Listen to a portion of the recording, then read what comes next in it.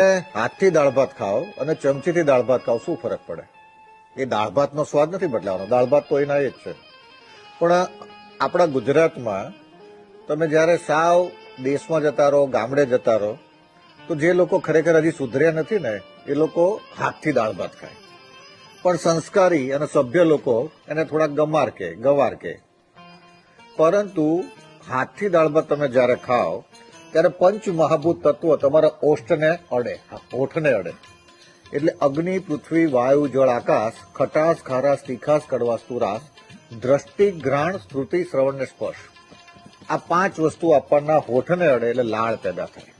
અને લાળ પેદા થાય એટલે કાર્બોહાઈડ્રેટનું પાચન જડબામાં થઈ જાય. એટલે પાચન તંત્રને લોડ ન પડે. હવે જ્યારે આપણે આ જ વસ્તુ ચમચીથી ખાઈએ છીએ ત્યારે ચમચી નિર્જીવ છે. એ ચમચી જ્યારે હોઠને અડે છે ત્યારે લાળ પેદા, સલાઈવા જેને કહે છે, એ પેદા થતા નથી. એટલે કાર્બોહાઈડ્રેટનું પાચન જડબામાં થતું નથી, જે અત્યારે સાયન્સે પ્રૂવ કર્યું છે. એટલે મેં લગભગ 200 થી વધારે લોકોને જેને એસિડિટીનો પ્રોબ્લેમ હતો એને એવું કીધું ચમચી છોડી દો. અને ચમચી છોડવાથી એ લોકોએ હાથથી દાળ ભાત ખાવાનું ચાલુ કર્યું, હાથથી જમવાનું ચાલુ કર્યું. તો જેમ બાળકના બે હોઠ માતાના સ્તનને અડે પછી જેમાંથી અમૃત અને વાત્સલ્ય નીકળે, એમ હોઠને આંગળીઓ અડવાથી જે ખોરાક હતો, જમવાનો હતો, એ મીઠો લાગવા માંડ્યો. ગાયોની અંદર પણ હાથથી જ્યારે દોવામાં આવે છે